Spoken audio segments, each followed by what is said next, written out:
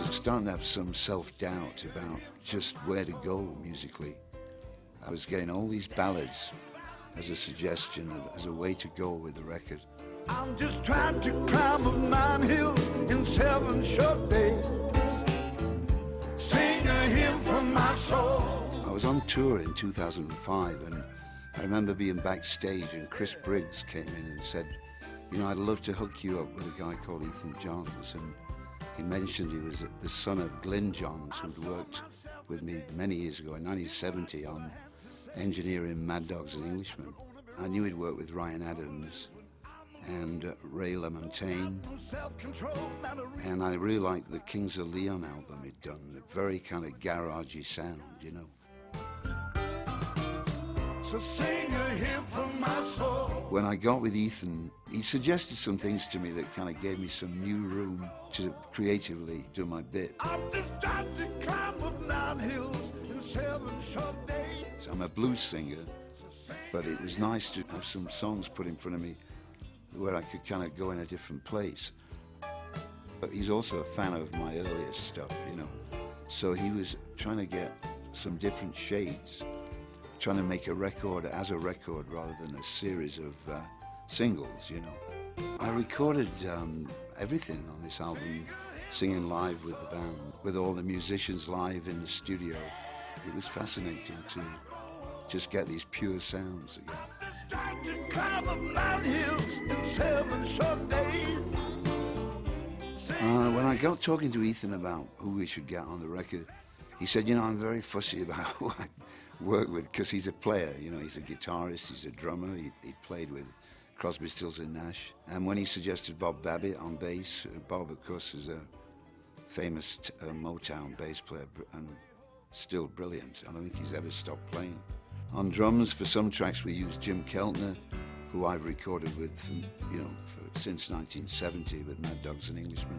James Gadsden, we played drums on a few tracks. I never worked with James, and brilliant, absolutely. You know, he played on like Let's Get It On with Marvin Gaye, so you knew you were getting the best of the business there. Benmont Tench on keyboards, a very important part of this album, creatively, because his input was huge. There's a song on the album called Peace by the Subdudes, a band I've loved for many years.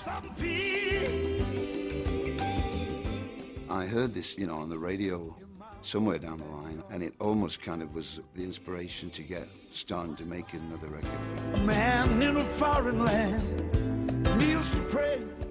I'm not a big protest man, but it's got a very nice, simple message, this tune. How leaders tell me. The chorus part, the peace line, it kind of hit a bell with me. It was something I could connect with. One way peace.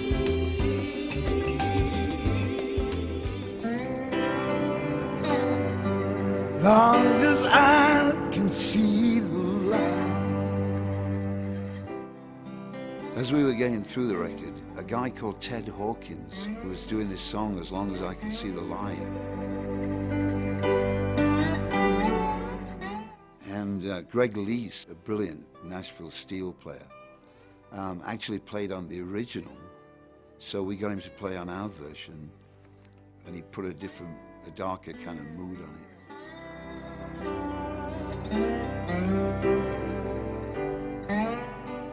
And it was odd. I only did, I didn't really sing the song properly, but everyone was impressed with the emotion of it all, that we kept the original vocal, and that I sang really live in the studio, not even in a booth. 'Cause I feel I've got to move. Though I'm going, I'll be coming home soon. Touring is great when I get out there and feel the audience. It's a part of my life that I don't know if I'll ever know when to call it. Watch out now, take care, beware, fall and swinger. I got a few more years in me, I think. Dropping all around you.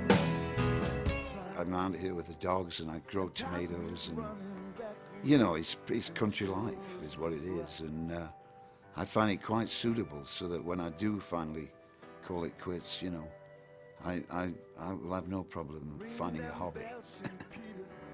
Where the far winds blow, ring them bells with an iron hand so the people will know. Oh, it's Russia now on the wheel and the plow, and the sun is going down upon the sacred cow.